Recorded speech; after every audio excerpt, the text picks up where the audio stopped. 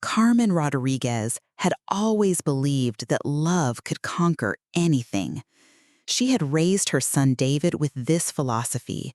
Through sleepless nights when he was sick, through homework struggles, through teenage rebellions, and through the proud moment when he announced he was joining the Navy. Her small hands had packed his bags with care, folding each uniform with precision and love, while tears she tried to hide fell onto the fabric. "You make me so proud, mijo," she had whispered as she held him at the airport. David, tall and strong in his crisp white uniform, had bent down to embrace his mother, breathing in the familiar scent of her perfume mixed with the cinnamon from her morning coffee. "I'll be back before you know it, Mama. Patricia will take good care of you. Her family promised they would treat you like their own mother." David's eyes were earnest, filled with the optimism of youth and duty. He trusted completely in the promises made, in the smiles exchanged, in the handshakes that sealed his faith in those he was leaving behind. Carmen had nodded and smiled, waving until his plane disappeared into the clouds, unaware that this moment would be the last time she felt truly safe in what had been her home for 30 years. Patricia Rodriguez, David's wife of 2 years, had seemed kind enough during their courtship. She was pretty, with long dark hair and bright eyes that sparkled when she laughed. During family dinners, she would help Carmen in the kitchen, complimenting her cooking and asking for recipes. But those warm moments had been performances, carefully crafted to win David's heart and secure her place in his life. The change began slowly, almost imperceptibly. The first week after David left, Patricia's smiles became forced. The second week, she stopped helping with household chores. By the third week, she was bringing her mother, sister, and brother to the house daily, and Carmen began to feel like a stranger in her own home. "Carmen, we need to talk," Patricia announced one evening, her voice sharp and cold. She stood in the living room with her arms crossed, flanked by her mother, Elena, a woman with gray hair pulled back severely, and her brother, Miguel, a heavy-set man who worked construction and always seemed angry about something. Carmen looked up from her knitting, a blue scarf she was making for David's return. "Of course, dear. What can I do for you?" Patricia's sister Rosa, a thin woman with nervous energy, stepped forward. "We've been thinking, and we believe it would be better if you stayed in the back room. So we don't disturb each other." Carmen's hands stilled on her knitting needles. "I don't understand. This is my home. David and I bought this house together before he met you." Elena, Patricia's mother, spoke up with authority. "Things change, Carmen. Patricia is David's wife now. This is her house to manage as she sees fit." "But David left me here because he trusted you would care for me." Carmen's voice was gentle but firm. She had faced many challenges in her 62 years, raising David alone after her husband died, working double shifts as a hospital cleaner to pay for David's education, and she wasn't easily intimidated. Miguel stepped closer, his presence menacing. "Look, old woman, you can do this the easy way or the hard way. We're trying to be nice about it." Carmen stood slowly, her small frame dwarfed by the 3 people surrounding her. "I will call David and ask him what he thinks about this arrangement." "David is busy serving his country," Patricia said, her voice dripping with false sweetness. "He doesn't need to be bothered with household management. He trusted us to handle things, so that's exactly what we're doing."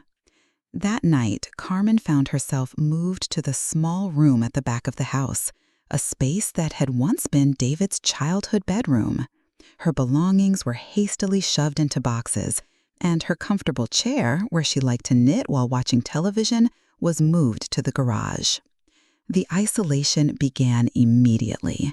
Meals were no longer shared at the dining table Carmen had set thousands of times over the years. Instead, a plate of food would be left outside her door, sometimes cold, often consisting of leftovers that were barely enough to sustain her. The house filled with Patricia's family members at all hours, their loud voices and laughter a constant reminder of Carmen's exile. "Why are you being so cruel?" Carmen asked Patricia one morning when she ventured into the kitchen to make coffee. Patricia looked up from her phone, where she was scrolling through social media. "Cruel? We're housing you, feeding you, putting up with your constant presence?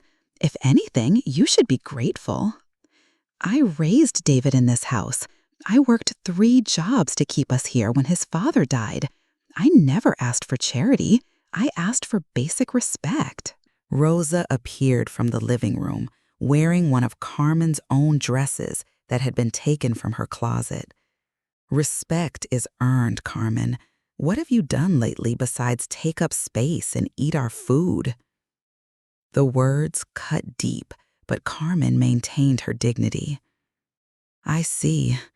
I suppose 40 years of sacrifice and love count for nothing then." Over the following weeks, the situation deteriorated rapidly. Carmen was forbidden from using the main bathroom during certain hours. Her phone calls were monitored and eventually restricted. When David called from his ship, Carmen was coached on what to say, with Patricia standing nearby, ready to take the phone if Carmen deviated from the script. "How are you doing, Mama?" David's voice crackled through the connection, warm and concerned despite the distance. "I'm fine, mijo. Just resting a lot. Patricia takes good care of everything." Carmen's heart ached as she lied, but Patricia's stern gaze kept her words careful and measured. "Are you eating well? You sound tired." "Oh yes, plenty of food. Don't worry about me. How are you? Are you safe?" David would spend 20 minutes telling her about his duties, his fellow sailors, the places he was seeing. Carmen treasured every word, storing them in her memory to replay during the long, lonely hours in her small room. "I love you, Mama. I'll be home before you know it." "I love you too, mijo, more than all the stars in the sky." After each call, Carmen would sit in her small room and weep quietly, careful not to make noise that might anger Patricia's family. She had always been a woman of faith, and she prayed each night that God would give her strength to endure until David returned. The final degradation came on a particularly cold evening in late autumn. Carmen had been ill for several days with a fever and cough, but Patricia had refused to allow her to see a doctor, claiming she was faking illness for attention. Carmen had asked for extra blankets and some hot soup, requests that were denied with increasing hostility. "I can't take this anymore," Patricia complained to her family as they gathered in the living room. "She's constantly asking for things, making noise when she coughs, and I'm tired of dealing with her." Miguel, who had been drinking beer and watching television, looked up with irritation. "What do you want us to do about it?" "I have an idea," Elena said, her voice cold and calculating. "Miguel, didn't you buy that large dog crate for the German Shepherd you were going to get?" "Yeah, it's in the garage. Biggest one they make. Never did get the dog, though." Patricia's eyes lit up with a cruel idea. "That would solve our problem perfectly. She wants to be treated like she's helpless. We'll accommodate her." Rosa giggled nervously. "You can't be serious." "I'm completely serious," Patricia said, standing and walking toward the back room. "She can stay there until she learns to be grateful for what we provide." Carmen was lying on her small bed, wrapped in her thin blanket, when the door burst open. She looked up weakly as the 4 family members entered, their faces hard with determination. "Get up," Patricia commanded. "We're moving you to more appropriate accommodations." "I don't understand," Carmen said, struggling to sit up. Her fever made everything feel distant and dreamlike. Miguel grabbed her arm roughly, pulling her to her feet. You don't need to understand. You just need to cooperate. They marched Carmen through the house and out to the garage, where a large metal dog crate sat in the corner. The cage was perhaps 4 feet high and 6 feet long, large enough for a big dog, but barely adequate for a human being to lie down in. "You must be joking," Carmen said, her voice barely a whisper. "Do we look like we're joking?" Patricia opened the cage door with a loud clang. "Get in." "I will not. This is inhumane. This is my home." Miguel shoved Carmen toward the cage. "It's not your home anymore, old woman. It's Patricia's home, and she makes the rules." Carmen tried to resist, but her illness had left her weak, and she was no match for Miguel's strength. She found herself pushed into the metal cage, her knees scraping against the cold floor as she struggled to find a position that didn't cause pain. "There's a bucket in the corner for your needs, and we'll bring you water twice a day," Patricia said, matter-of-factly. "Maybe this will teach you some appreciation." Elena threw a thin, dirty blanket into the cage. "You should be grateful we're giving you anything at all." The door slammed shut with a metallic clang, and Carmen heard the click of a heavy padlock. She was alone in the cold, dark garage, surrounded by metal bars like an animal. The concrete floor was unforgiving against her aging bones, and the thin blanket provided little warmth against the autumn chill. For the first hour, Carmen called out, begging for them to reconsider, promising to be no trouble, asking only for basic human dignity. But no one came. The house continued its normal activities just 50 feet away, while Carmen sat in her cage, trying to comprehend how her life had come to this moment. Days blended into nights in the garage. Carmen lost track of time in the windowless space, marked only by the occasional delivery of a small amount of food and water. She learned to conserve her strength, moving as little as possible to stay warm. Her cough worsened in the damp, cold environment, but her captors ignored her illness. The psychological torture was worse than the physical discomfort. Carmen had spent her life caring for others, working hard, maintaining her dignity and faith even through the darkest times. Now she was reduced to an animal in a cage, her basic human needs subject to the whims of people she had welcomed into her family. During the endless hours, Carmen thought about David. She pictured his face, remembered his childhood laughter, recalled the pride in his eyes when he graduated high school, when he finished his training, when he put on his uniform for the first time. She held on to these memories like precious treasures, knowing they were the only things her captors couldn't take from her. When David called, Patricia would let Carmen out of the cage briefly, standing over her while she spoke on the phone, ready to end the call if Carmen said anything inappropriate. "I'm doing well, mijo," Carmen would say, her voice carefully controlled. "Just restin'. How are you?" David, thousands of miles away on a Navy destroyer, had no way of knowing that his mother was being held prisoner in her own home. He trusted completely that his wife and her family were honoring their promises, never imagining that anyone could be so cruel to a woman who had never harmed anyone. The weeks turned into months. Carmen grew thinner and weaker, but her spirit remained unbroken. She prayed constantly, finding strength in her faith and in her love for her son. She knew that someday, somehow, David would come home, and truth would triumph over cruelty. Winter arrived early that year, and the garage became bitterly cold. Carmen's cough developed into something more serious, but her pleas for medical attention went unanswered. Patricia's family had grown comfortable with the arrangement, treating Carmen's imprisonment as a normal part of their daily routine. "She's getting sicker," Rosa mentioned one evening as she brought Carmen a cup of lukewarm water. "Good," Elena replied without emotion. "Maybe she'll finally stop being such a burden."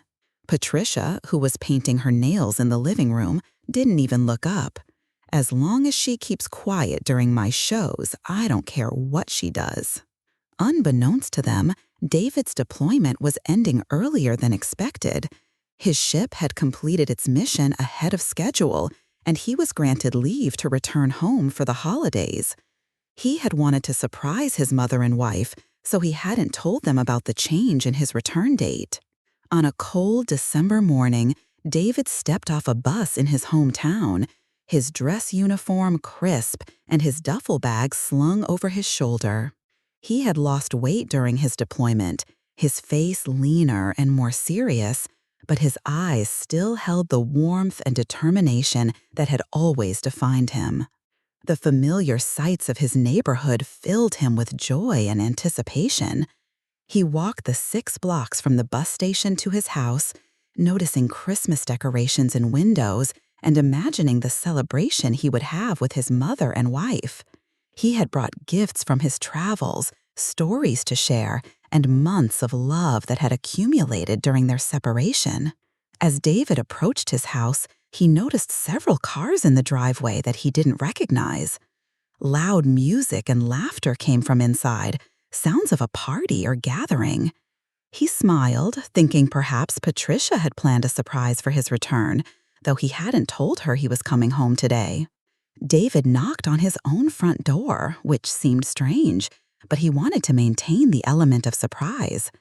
The door opened to reveal Miguel, Patricia's brother, holding a beer and looking annoyed at the interruption. "What do you want?" Miguel asked, not recognizing David in his dress uniform. "I live here," David said calmly. "I'm David Rodriguez, Patricia's husband." Miguel's face changed to surprise, then something that looked almost like fear. "Patricia," he called over his shoulder, "your husband is here." The music stopped abruptly, and David heard quick, whispered conversations from inside the house. Patricia appeared at the door, her hair disheveled and her face flushed. Whether from alcohol or surprise, David couldn't tell. "David, you're home early," she said, her voice too bright and forced. "You should have called." David stepped inside, setting down his duffel bag and looking around at the unfamiliar scene. The living room was full of Patricia's family members and some people he didn't recognize. Empty beer bottles and food containers covered every surface, and the house had a neglected, unclean appearance that was completely foreign to how his mother had always maintained their home. "Where's my mother?" David asked immediately, looking around the crowded room. Patricia's face went pale. "She's resting. You know how older people need their sleep." "It's 2 in the afternoon," David said, his voice carrying a note of concern. "Muma is usually bustling around the house at this time, cleaning or cooking. Where is she?" Elena, Patricia's mother, stepped forward with forced cheerfulness. "Carmen has been under the weather lately. We've been taking care of everything so she can rest and recover." Something in their manner set off alarm bells in David's mind. These people were nervous, evasive, and the house looked nothing like the well-maintained home his mother had always kept. Where were his mother's decorations, her furniture, the family photos that had always lined the mantel? "I want to see her," David said firmly. "She's sleeping," Patricia insisted. "You shouldn't disturb her when she's not feeling well." David had spent months learning to read people's behavior, to sense when something wasn't right. His training had taught him to trust his instincts, and every instinct he had was screaming that something was terribly wrong. "I'm going to see my mother now," he said, his voice carrying the authority he had learned to command. He walked through the house, calling out, "Mama, I'm home." But there was no answer, no sound of his mother's voice calling back with joy and excitement. The silence was wrong. Everything was wrong. David checked her bedroom first, finding it empty and strangely bare, as if someone had removed most of her personal belongings. He searched the kitchen, the bathroom, every room in the house, growing more alarmed with each empty space. Patricia and her family followed him through the house, their nervous chatter growing louder as they tried to distract him, to convince him that everything was fine, that his mother was simply resting in an undisclosed location and shouldn't be disturbed. "Where is she?" David's voice was rising now, his concern turning to fear and anger. "I told you she's resting," Patricia said, but her voice cracked with strain. David's military training had taught him to be systematic and thorough. If his mother wasn't in the main house, there were only a few other places she could be. He walked toward the back door, heading for the small guest house in the backyard, but stopped when he noticed the door to the garage was slightly ajar. He had checked the garage 1,000 times as a child, playing hide and seek with his friends, looking for tools to help his mother with household repairs, storing his bicycle and sports equipment. He knew every corner of that space. As David approached the garage door, he heard something that made his blood run cold. A faint coughing sound, weak and desperate, coming from inside the garage. It was a sound he recognized immediately, the distinctive cough his mother had developed when she was sick. "Mama?" he called out, pushing the garage door open wider. The scene that greeted David would remain burned in his memory for the rest of his life. In the far corner of the garage, surrounded by old furniture and boxes, was a large metal dog cage. Inside that cage was a figure so thin and frail he almost didn't recognize her. Carmen Rodriguez, the woman who had sacrificed everything to raise him, who had worked 3 jobs to keep their family together, who had sent him off to serve his country with pride and love, was huddled on the concrete floor of a dog cage, covered by a filthy blanket. For a moment, David couldn't move, couldn't breathe, couldn't process what he was seeing. His mind struggled to make sense of the image before him, to reconcile the loving home he had left with this nightmare he had found. "Mama?" His voice was barely a whisper. Carmen looked up with eyes that were hollow and tired, but when she saw her son standing in the garage doorway in his Navy uniform, something that had been dead inside her suddenly came back to life. "David? Mijo, is that really you?" Her voice was hoarse and weak, but filled with desperate hope. The sound of his mother's voice, fragile and broken, shattered something inside David's chest. In 2 quick steps, he was at the cage, his hands gripping the metal bars, looking at the woman who had given him life, who had shaped him into the man he had become, now reduced to living like an animal. "What have they done to you?" he whispered, his eyes filling with tears. The padlock on the cage was heavy and strong, but David's rage gave him superhuman strength. He yanked at it with both hands, twisting and pulling until the metal gave way with a sharp crack. The cage door swung open, and David reached inside to gather his mother in his arms. Carmen was so light, so fragile, that David was terrified he might hurt her just by holding her. She felt like a small bird in his arms, her clothes hanging loose on her diminished frame, her skin pale and cold to the touch. "I'm here, Mama. I'm here now," he whispered into her hair, his voice breaking with emotion. Carmen wrapped her thin arms around her son's neck and began to weep, months of suppressed anguish pouring out in broken sobs. "I knew you would come. I knew you wouldn't leave me here forever." David lifted his mother out of the cage and carried her toward the house, his face a mask of controlled fury.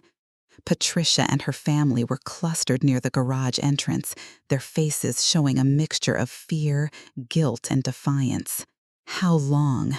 David's voice was quiet, deadly calm. No one answered. "How long has my mother been in that cage?" Patricia stepped forward, her chin raised defiantly. "She was being difficult, David. We tried to be patient with her, but she wouldn't follow our rules." David stared at his wife as if seeing her for the first time. "Rules? What rules could possibly justify putting my mother in a dog cage?" Miguel, emboldened by alcohol and stupidity, stepped forward. "Look, Navy boy, this is how things work in the real world. Old people become burdens, and burdens need to be managed." The words had barely left Miguel's mouth when David's fist connected with his jaw.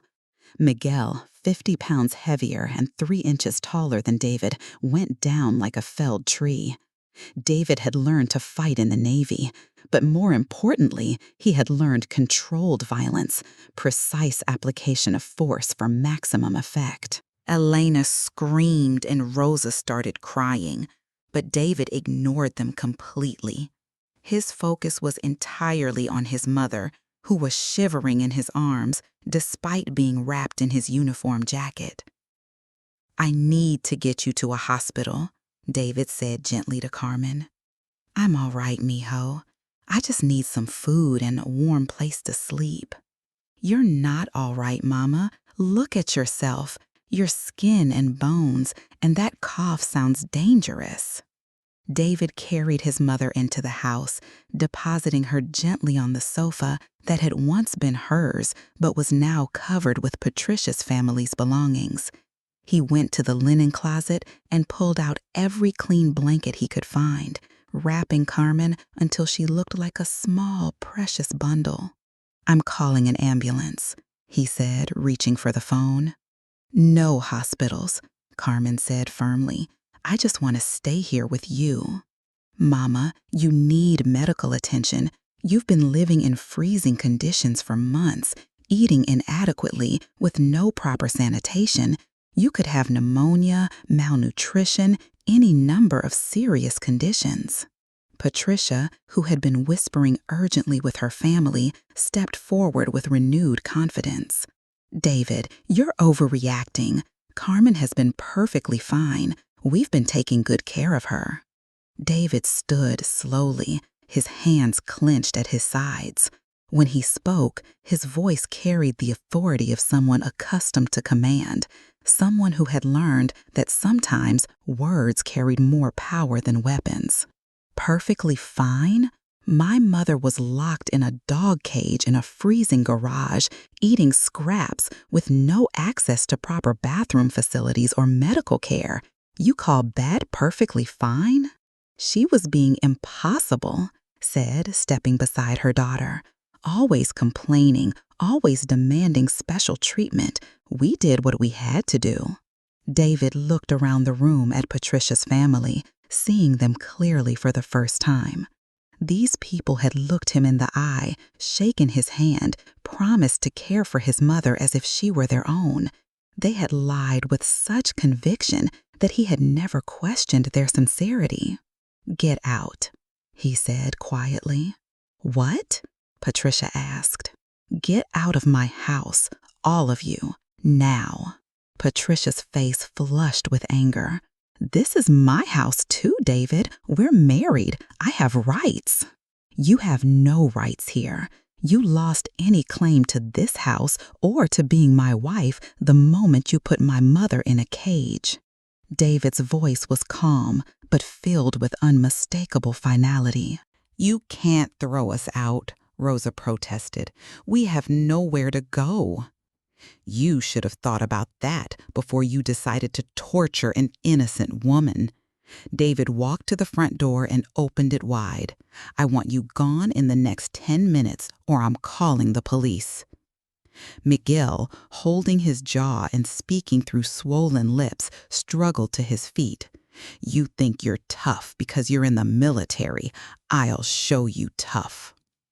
David didn't move, didn't raise his hands, didn't even tense his muscles. He simply looked at Miguel with the steady gaze of someone who had seen real danger and wasn't impressed by empty threats. I've spent the last 8 months learning to protect people from threats. You want to find out what that training involved? Something in David's voice, in his posture, in the complete lack of fear in his eyes made Miguel step back. This wasn't the young man who had left months ago. This was someone who had been tested, trained, and proven in ways Miguel couldn't understand. I've spent the last 8 months learning to protect people from threats. You want to find out what that training involved? Something in David's voice, in his posture, in the complete lack of fear in his eyes made Miguel step back. This wasn't the young man who had left months ago. This was someone who had been tested, trained, and proven in ways Miguel couldn't understand. Elena gathered her purse and coat, signaling retreat. "Come on, this isn't worth it. Let's go." Patricia stood her ground for a moment longer, her face twisted with rage and disbelief. "You're choosing her over me, your own wife?" David looked at Patricia with something that might have been pity. "I'm choosing love over cruelty, family over strangers, honor over selfishness. If you can't understand the difference, then you never knew me at all." Within 15 minutes, the house was empty except for David and Carmen. The sudden silence felt peaceful after months of chaos and cruelty. David knelt beside the sofa where his mother lay, studying her face in the afternoon light. Carmen looked years older than when he had left. Her cheeks were sunken, her eyes had lost their sparkle, and her hands trembled even when at rest. But when she looked at her son, David could see glimpses of the strong, loving woman who had raised him. "I'm sorry, Mama. I'm so sorry I left you with those people." Carmen reached out and touched David's face with her thin hand. "You had no way of knowing, mijo. They fooled me too at first. I thought Patricia was a good person. I should have seen through them. I should have known." "You trusted them because you have a good heart. That's not something to apologize for." David stood and walked to the kitchen, opening cabinets and the refrigerator to assess the food situation. What he found appalled him further. The refrigerator contained mostly beer and takeout containers. The cabinets held junk food and processed meals. There was no sign of the fresh vegetables, homemade soups, and nutritious meals his mother had always insisted upon. "When did you last have a real meal, Mama?" Carmen thought for a moment. "I'm not sure. They would bring me scraps sometimes, whatever was left over, but nothing like the meals we used to share." David felt his anger rising again, but he pushed it down. His mother needed care and attention, not rage and vengeance. There would be time for justice later. "I'm going to make you some soup," he said, "something warm and nourishing." "There's not much to cook with, mijo." David checked his wallet and found enough cash for a grocery run. "I'll be back in 30 minutes with everything we need. Will you be all right alone?" Carmen smiled for the first time since he'd arrived. "I'm safe now. For the first time in months, I'm safe." David drove to the grocery store with his mind racing. He needed to buy food, but he also needed to think about next steps.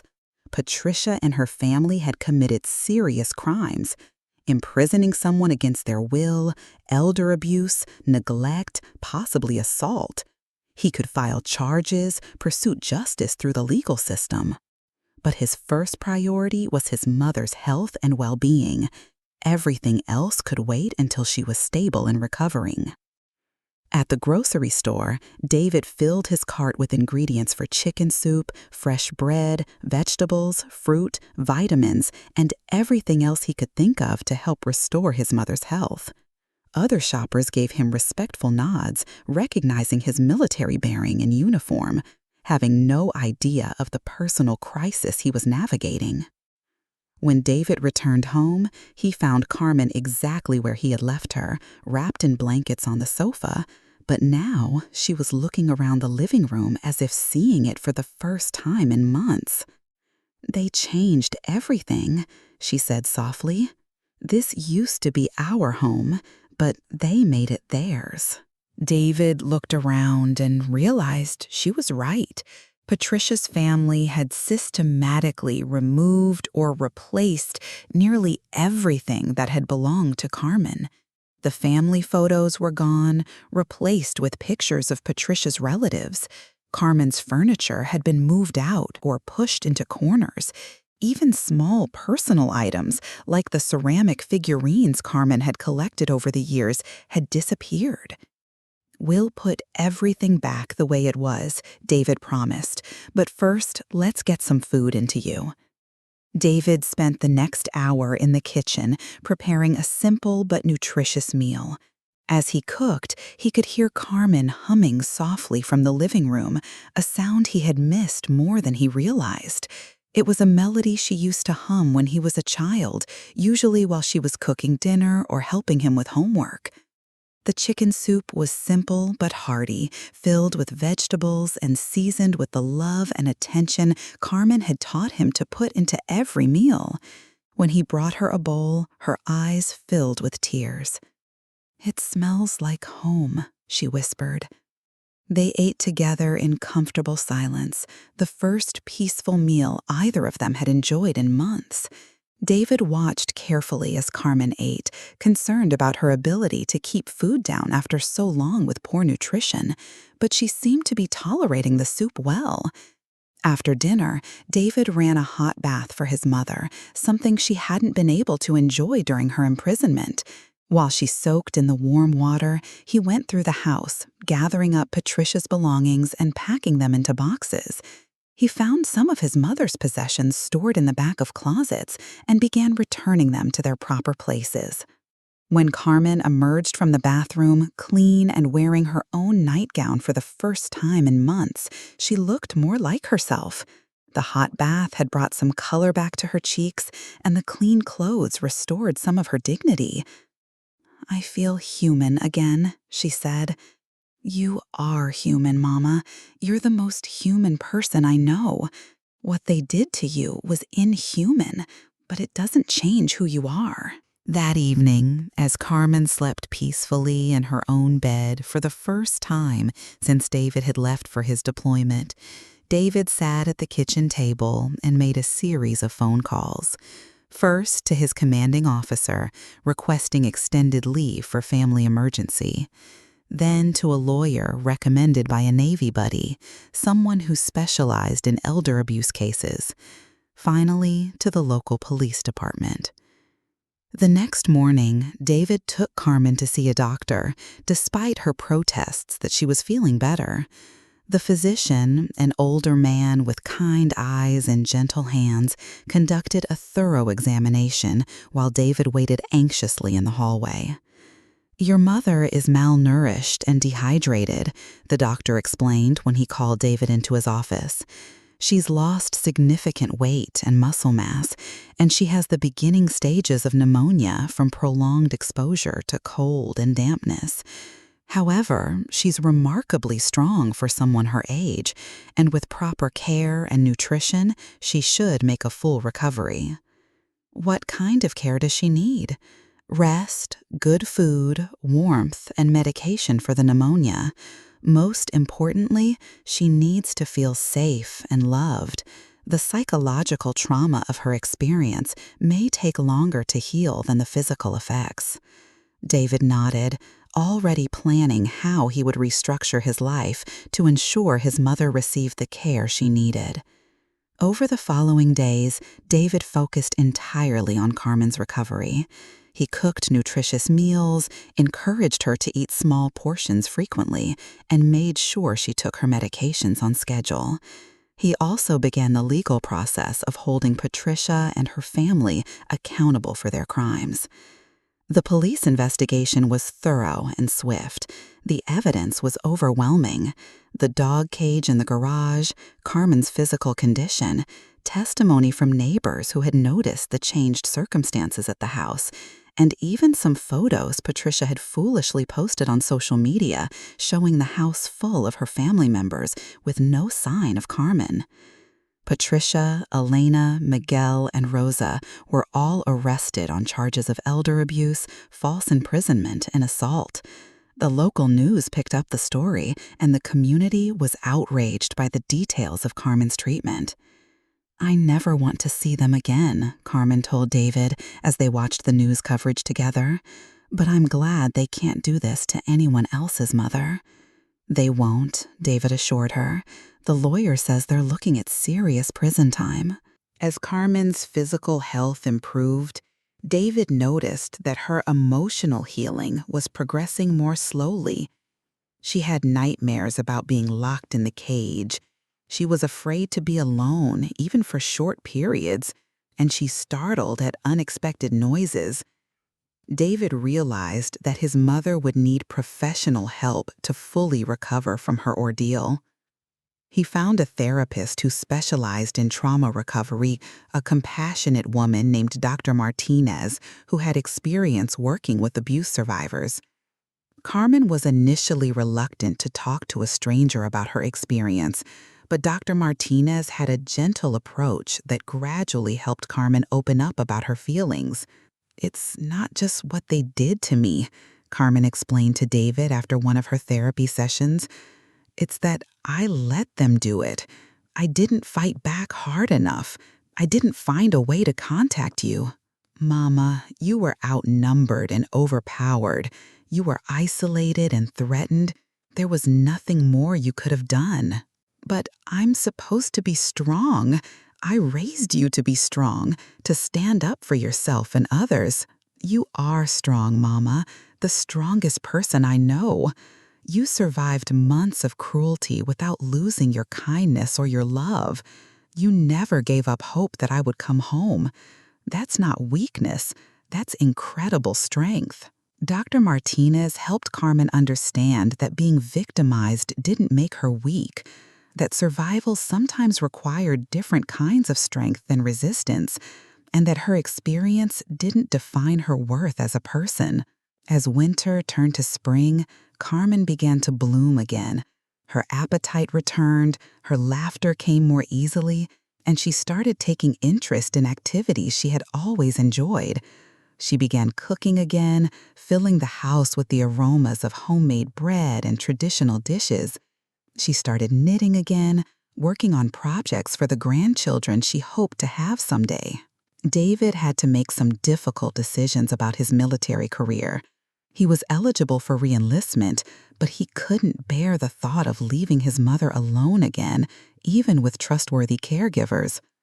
After long discussions with Carmen and his commanding officers, David decided to transition to civilian life, using his military training and experience to start a security consulting business that would allow him to work from home. "I don't want you to sacrifice your career for me," Carmen protested when David told her about his decision. "I'm not sacrificing anything, Mama. I'm choosing what matters most. My career will develop differently than I originally planned, but it will still be meaningful and successful. The difference is that I'll be here to share it with you."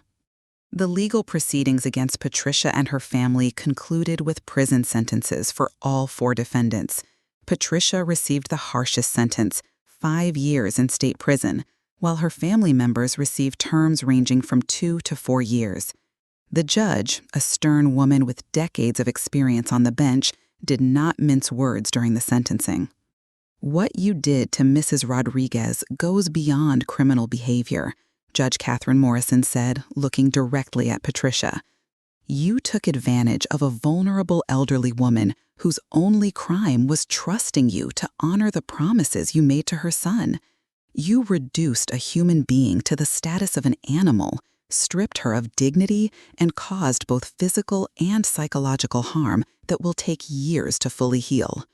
This court finds your actions particularly reprehensible because they were committed against someone who had welcomed you into her family with love and acceptance. Carmen chose not to attend the sentencing hearing, but David was there to represent his family's interests. When the judge asked if he wanted to make a victim impact statement, David stood and spoke with the same clear authority he had learned in the military. "Your Honor, my mother is the strongest person I know, but what these defendants did to her was designed to break her spirit and destroy her sense of self-worth. They didn't just cage her body, they tried to cage her soul. The fact that they failed, that she survived with her kindness and love intact, is a testament to her character, not theirs. I hope that during their time in prison, they will reflect on the harm they caused and emerge as better people. But mostly, I hope they never have the opportunity to hurt anyone's mother ever again." The courtroom was silent when David finished speaking. Even the defendants, who had maintained attitudes of defiance throughout the trial, seemed affected by his words. After the sentencing, David drove home to find Carmen in the kitchen, preparing lunch, as she did every day now, humming the same melody she had hummed throughout his childhood. The sight never failed to fill him with gratitude for her recovery and determination to rebuild her life. "How did it go?" Carmen asked, not turning away from the stove where she was stirring a pot of rice and beans. "Justice was served," David replied, hanging up his jacket and washing his hands to help with lunch preparation. "They all received prison sentences appropriate to what they did." Carmen nodded thoughtfully. "I hope they learned something from this experience. I don't wish them harm, but I hope they never treat another person the way they treated me." This was so typical of his mother, David reflected. Even after everything she had endured, her first thought was about redemption and learning rather than revenge. It was one of the reasons he loved and admired her so much. Dr. Martinez says that forgiveness is a process, not an event, Carmen continued. "I'm working on forgiving them, not because they deserve it, but because carrying hatred in my heart would be like keeping myself in a different kind of cage." David stopped cutting vegetables and looked at his mother with renewed admiration. "Mama, how did you become so wise?" Carmen smiled, the same warm smile that had comforted him through scraped knees and broken hearts throughout his childhood. "Life teaches you, mijo, if you're willing to learn. Pain can make you bitter, or it can make you compassionate. I choose compassion." As spring progressed into summer, David's security consulting business began to flourish. His military background and experience gave him credibility with clients, and his attention to detail and reliability quickly earned him a reputation for excellence. More importantly, the nature of his work allowed him to maintain flexible hours and work from home most days, ensuring that Carmen was never alone for extended periods. Carmen, meanwhile, had become something of a local celebrity. The news coverage of her ordeal and recovery had touched many people in the community, and she began receiving invitations to speak at senior centers, church groups, and community organizations about resilience and healing after trauma.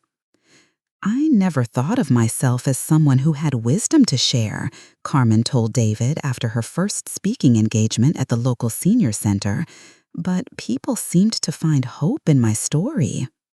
"Of course they did, Mama. You show people that it's possible to survive terrible experiences and still choose love over hate, trust over suspicion, hope over despair." Carmen's speaking engagements led to volunteer work with other elder abuse survivors. She began visiting people who had experienced similar trauma, offering support and encouragement during their recovery process. Dr. Martinez had told her that helping others heal would accelerate her own healing, and Carmen found this to be true.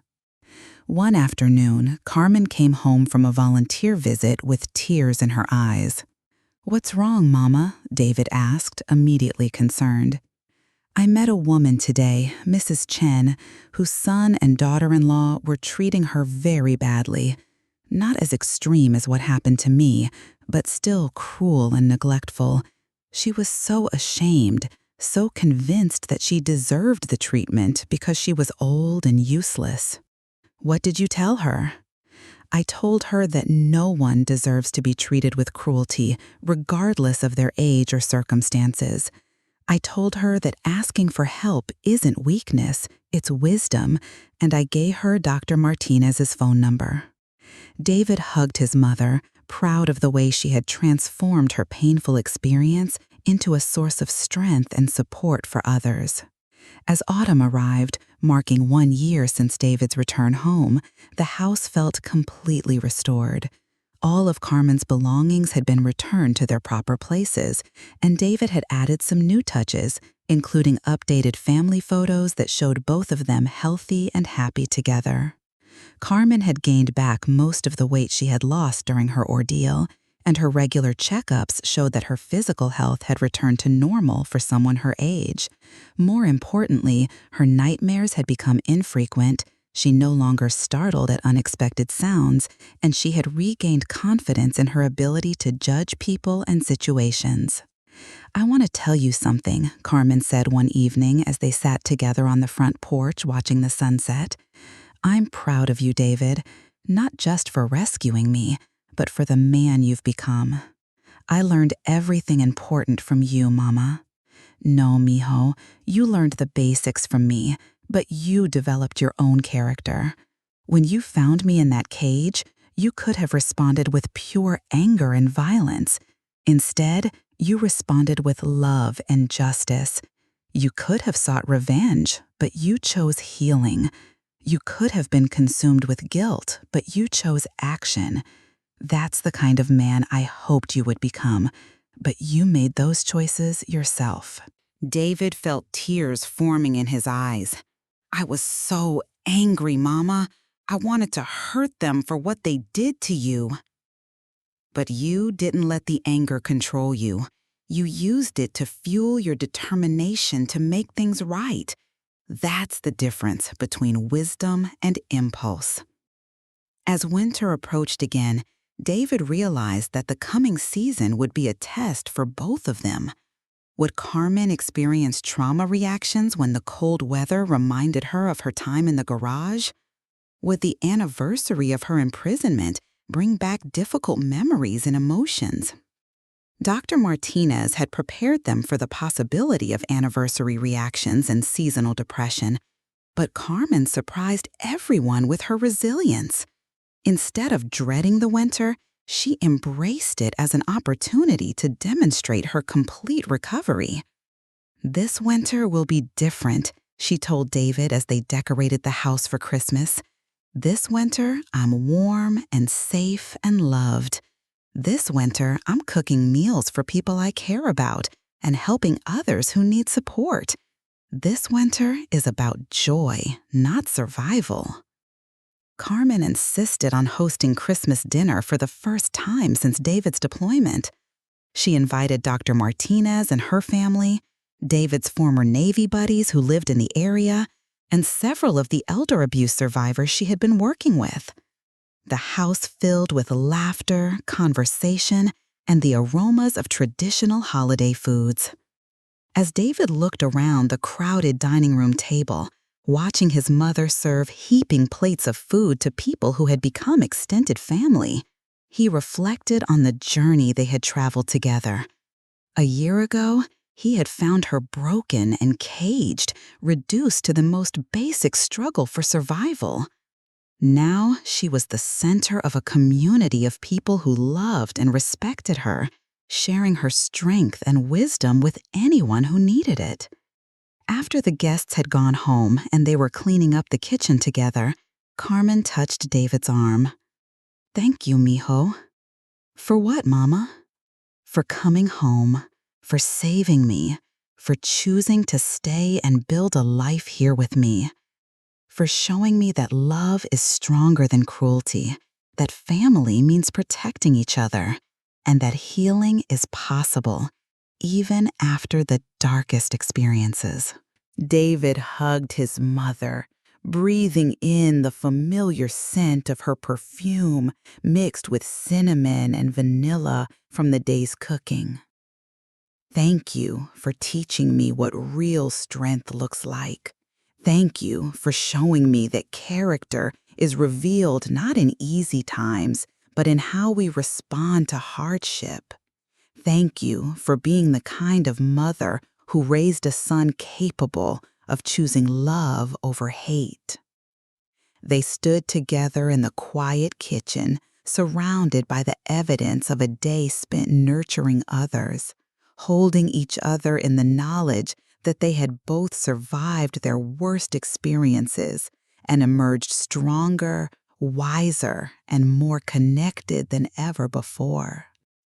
Outside, snow began to fall, covering the world in clean white silence. But inside their home, warmth and love glowed bright against any darkness the world might offer. Carmen Rodriguez, who had spent months in a cold, dark cage, now lived surrounded by light and love and the unbreakable bond between a mother and son who had learned that no cruelty could destroy the power of family when it is built on respect, sacrifice, and unconditional love. As they finished cleaning up and prepared for bed, Carmen paused at the family photos that lined the hallway, pictures that showed their journey from David's childhood through his military service to their present life together. We have a good life, don't we, mijo? We have the best life, mama. We have each other, we have purpose, we have the respect of our community, and we have the knowledge that we've turned something terrible into something beautiful. Carmen smiled and kissed her son goodnight, the same kiss she had given him thousands of times throughout his childhood, but now carrying the additional weight of gratitude for survival, for justice, for healing, and for the unshakable bond that had sustained them both through their darkest hour and brought them safely home to each other. In the months that followed, David's security business continued to grow, and he began specializing in helping families develop safety plans for elderly relatives. Carmen's volunteer work expanded to include training programs for healthcare workers, social workers, and law enforcement officers about recognizing and responding to elder abuse. Their story, which had begun with unspeakable cruelty, became a beacon of hope for other families facing similar challenges. They received letters from around the country from people who had heard their story and found strength to seek help for their own situations or to offer better protection for their elderly family members. David often reflected on the moment when he had opened that garage door and found his mother in the cage. It had been the worst moment of his life, but it had also been the beginning of a deeper understanding of love, family, and the responsibility we all share to protect the vulnerable people in our lives. Carmen, for her part, had discovered reserves of strength and wisdom she never knew she possessed. Her experience had been traumatic and degrading, but she had refused to let it define her. Instead, she had transformed it into a source of compassion and advocacy that touched hundreds of lives. Their house, once a place of imprisonment and cruelty, became a sanctuary of healing and hope. Carmen's kitchen, where she had once been forbidden to prepare food, now regularly fed a steady stream of visitors who came seeking comfort, advice, or simply the warmth of her presence. The garage, where Carmen had spent months in captivity, was completely renovated and converted into David's home office, a place where he worked every day to help other families protect their loved ones from the kind of cruelty Carmen had endured.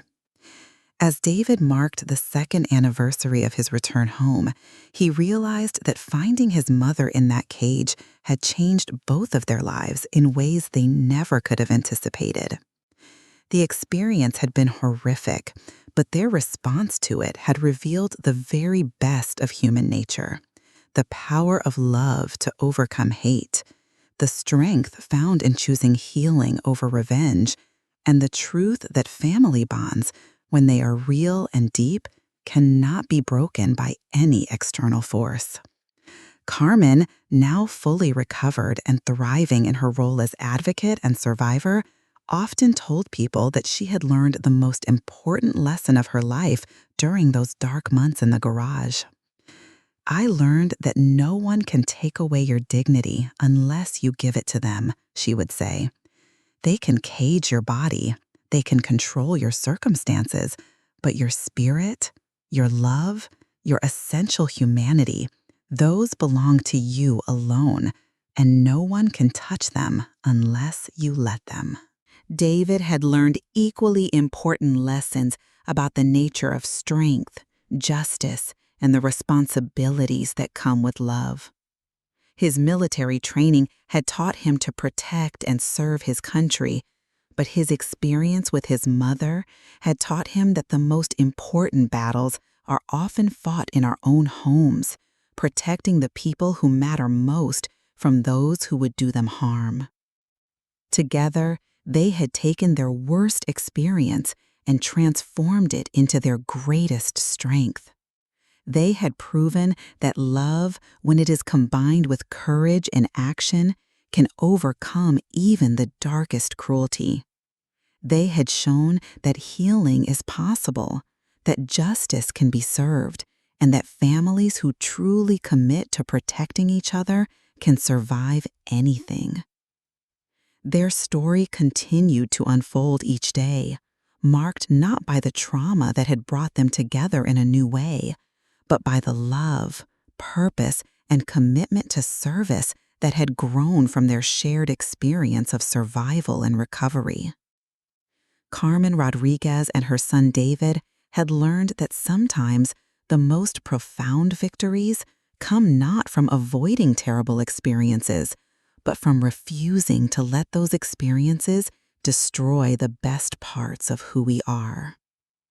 5 years passed since that terrible day when David found his mother in the garage. Carmen was now 77 years old, but she moved with the energy and purpose of someone much younger. Her hair had gone completely silver, but her eyes sparkled with the same warmth and intelligence that had sustained her through her darkest hours. David had married again, this time to Maria Santos, a social worker who had heard Carmen speak at a conference about elder abuse prevention. Maria had been so moved by Carmen's story and impressed by David's devotion to his mother that she had approached them after the presentation to offer her professional services to their advocacy work. The friendship that developed had gradually blossomed into love, built on shared values and mutual respect. Carmen had been deeply involved in planning their wedding, insisting on cooking many of the traditional dishes herself and personally approving every detail to ensure that David's new bride felt welcomed and cherished. Maria, who had lost her own mother years earlier, found in Carmen the maternal figure she had missed, while Carmen discovered the joy of having a daughter who shared her commitment to helping vulnerable people. The house that had once been a place of imprisonment now regularly hosted gatherings of 3 generations. Maria and David had 2 children, 5-year-old Sophia and 3-year-old Miguel, named after David's father. Carmen delighted in her role as grandmother, teaching the children to cook traditional recipes, telling them stories of their family's history, and instilling in them the values of kindness, respect, and standing up for those who cannot protect themselves. "Abuela Carmen," Sophia would say, climbing onto her grandmother's lap while Carmen knitted in her favorite chair. "Tell us the story about when Papa came home from the Navy." Carmen would look across the room at David, now a successful businessman and devoted father, and smile at how far they had all come. She had learned to tell an age-appropriate version of their story, focusing on themes of love, family loyalty, and the importance of treating all people with dignity and respect. "Once upon a time," Carmen would begin, "your papa was far away serving our country, and when he came home, he found that some people had not been kind to Abuela. But Papa showed them that families take care of each other, and he made sure that Abuela was safe and loved.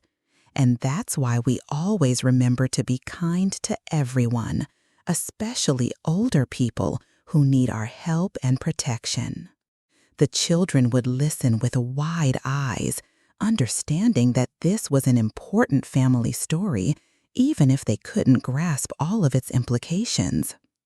David and Maria had agreed that as the children grew older, they would learn more details about their grandmother's experience and their father's courage, using the story as a teaching tool about justice, compassion, and moral responsibility. Carmen's advocacy work had evolved over the years. She now served on the board of directors for the State Coalition Against Elder Abuse, regularly testified before legislative committees about needed reforms in protective services, and had co-authored a book with Dr. Martinez about healing after trauma. The book, titled Caged But Not Broken, A Journey from Survival to Strength, had become required reading in social work programs across the country. David's security business had grown into a regional company specializing in family safety planning and elder protection services. He employed 15 people, including several veterans, who shared his commitment to protecting vulnerable populations. The company's mission statement, written by David and Carmen together, read, "Every person deserves to live with dignity, safety, and respect, regardless of age or circumstances. Our job is to ensure that families have the tools and knowledge they need to protect their most precious members." On quiet Sunday afternoons, when Maria took the children to the park and David caught up on paperwork in his home office, Carmen would sit in her garden, tending to the flowers and vegetables she had planted in raised beds designed to accommodate her aging joints. The garden had become her sanctuary, a place where she could reflect on her journey and find peace in the simple act of nurturing growing things. Dr. Martinez, who had remained close to the family over the years, often commented on Carmen's remarkable psychological recovery. Most people who experience severe trauma carry visible emotional scars for the rest of their lives, she had told David during one of their annual follow-up sessions. Your mother has not only healed completely, she has used her experience to develop a deeper capacity for empathy and service. She's one of the most psychologically healthy people I've ever worked with. Carmen's relationship with forgiveness continued to evolve. She had never developed hatred for Patricia and her family, but she had also never minimized the severity of what they had done. When Patricia was released from prison after serving 4 years of her sentence, she had written Carmen a letter asking for forgiveness and expressing remorse for her actions. Carmen had spent weeks considering how to respond. Finally, she had written back, "I forgive you because carrying anger in my heart serves no purpose for my own healing or for the protection of others. However, forgiveness does not mean forgetting, and it does not mean that there were no consequences for your actions. I hope you have learned from this experience and that you will spend the rest of your life treating all people, especially vulnerable people, with the kindness and respect every human being deserves." Patricia had never responded to Carmen's letter, and Carmen never tried to contact her again. She had said what needed to be said, offered what forgiveness she could, and moved forward with her life focused on positive contributions rather than past injuries. The legal changes that resulted from Carmen's case had been significant. New laws strengthened penalties for elder abuse, expanded the definition of abuse to include imprisonment and isolation, and required mandatory reporting by healthcare workers, social workers, and others who regularly interact with elderly people. Carmen had testified in favor of each piece of legislation, using her experience to illustrate the need for stronger protections. Laws alone cannot prevent cruelty, Carmen would tell legislative committees, but they can ensure that when cruelty occurs, there are consequences severe enough to make potential abusers think twice about their actions. More importantly, they send a message to our entire society that older people are valued members of our communities who deserve protection and respect. As Carmen approached her 80th birthday, David began planning a celebration that would honor not just her life, but the impact she had made on countless other lives through her advocacy work. The party, held in the church hall where Carmen had been baptized as a child, drew hundreds of people whose lives had been touched by her story and her service. Elder abuse survivors came to thank her for giving them hope and showing them that recovery was possible. Social workers and healthcare professionals credited her with teaching them to recognize signs of abuse they might have missed. Legislators and law enforcement officers acknowledged her role in strengthening protections for vulnerable populations. But the words that meant the most to Carmen came from her son during his toast at the birthday celebration. "My mother taught me that love is not just a feeling, it's an action," David said, raising his glass as the room fell silent. "She showed me that strength is not about avoiding difficult experiences, but about how we choose to respond when life tests us. She proved that dignity cannot be taken away from someone, it can only be surrendered. And she demonstrated that the most powerful response to cruelty is not revenge, but service to others." David paused, his voice thick with emotion. "Mama, you took the worst experience of your life and transformed it into a gift for thousands of other people. You showed all of us what it means to turn suffering into service, trauma into triumph, and pain into purpose. You are not just my mother, you are my hero and my inspiration." The room erupted in applause, and Carmen, surrounded by the people who had become her extended family through shared work and common values, felt a profound sense of completion and gratitude.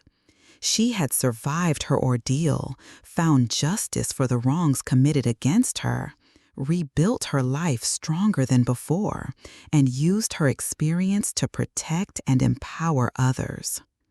That night, as the family cleaned up after the party, little Sophia approached her grandmother with a drawing she had made. "What is this, mi amor?" Carmen asked, studying the colorful crayon drawing. "It's you, abuela, but you have wings like an angel, because Papa says you protect people and help them when they're sad." Carmen hugged her granddaughter close, thinking about how this child would grow up in a world where she knew herself to be loved, protected, and valued, where she understood that families take care of each other, and where she had learned from the earliest age that every person deserves to be treated with dignity and respect. As Carmen tucked Sophia into bed that night, the little girl asked, "Abuela, were you really scared when the mean people were not nice to you?" Carmen considered how to answer honestly while still age-appropriately. "Yes, mi amor, I was scared, but I remembered that your papa loved me and would come home to me, and I remembered that even when people are mean to us, we don't have to become mean ourselves. We can choose to stay kind and loving." "And Papa saved you?"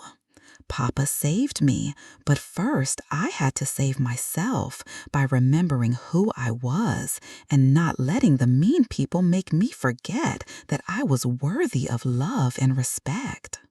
Sophia nodded solemnly, processing this information with the seriousness that children bring to important life lessons. Years continued to pass, each one bringing new challenges and new victories. Carmen remained active in her advocacy work well into her 80s, adapting to physical limitations by focusing more on writing, mentoring younger advocates, and providing training for professionals who worked with elderly clients. David's children grew into teenagers who understood their family's history and their grandmother's remarkable strength. Both Sophia and Miguel chose careers in public service, inspired by the examples set by their grandmother and parents.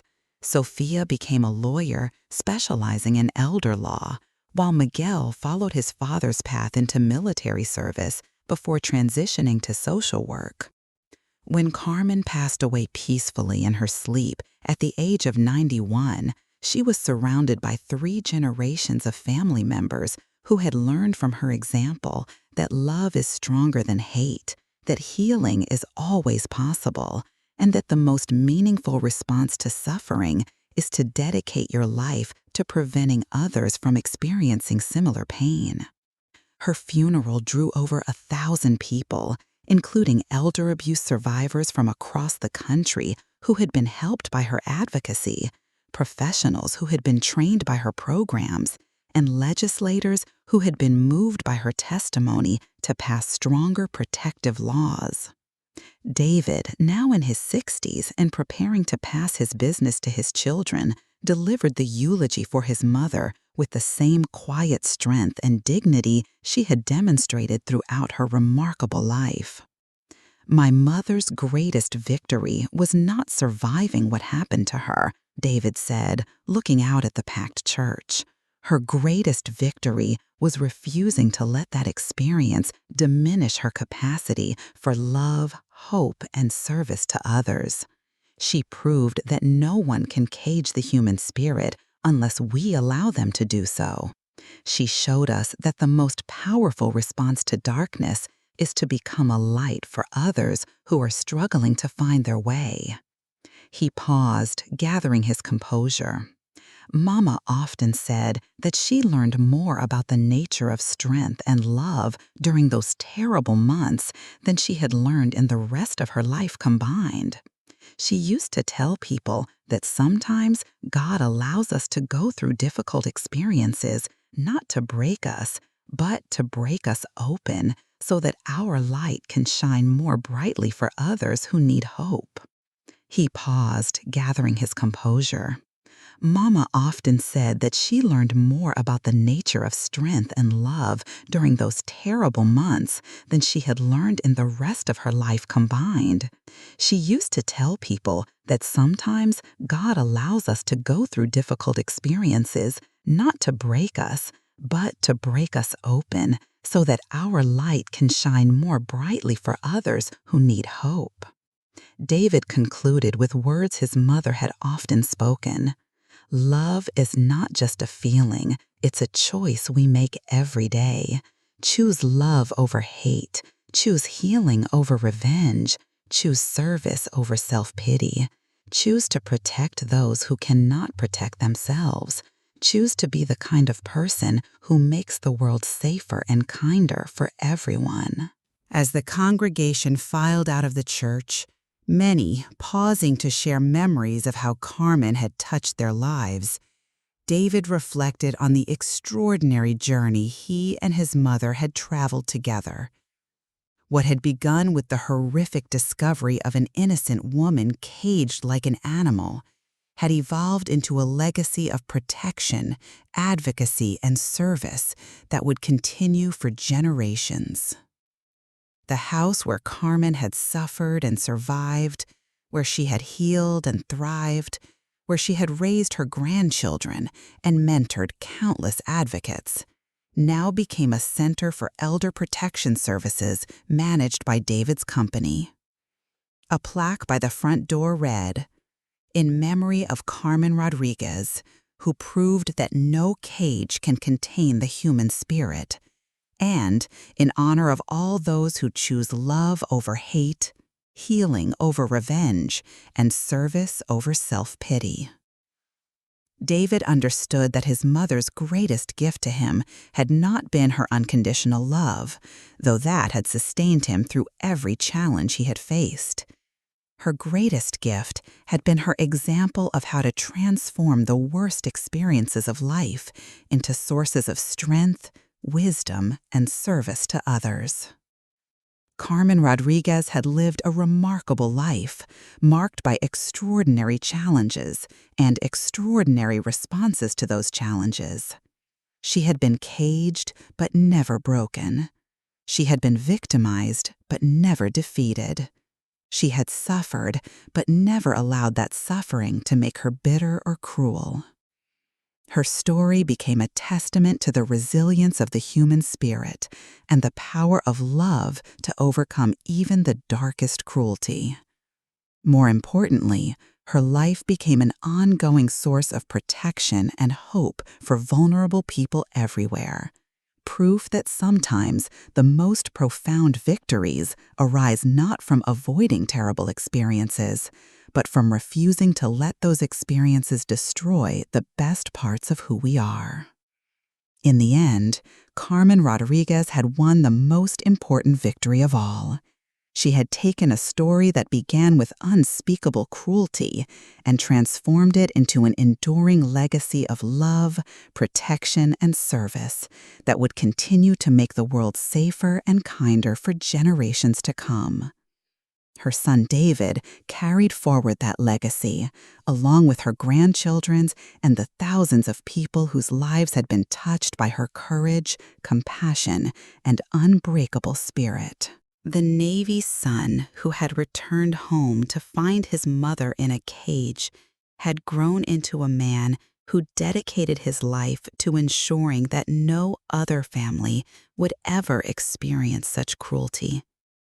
The mother who had been caged but never broken had become a beacon of hope for anyone who has ever faced seemingly impossible circumstances and wondered whether healing and meaning could emerge from suffering.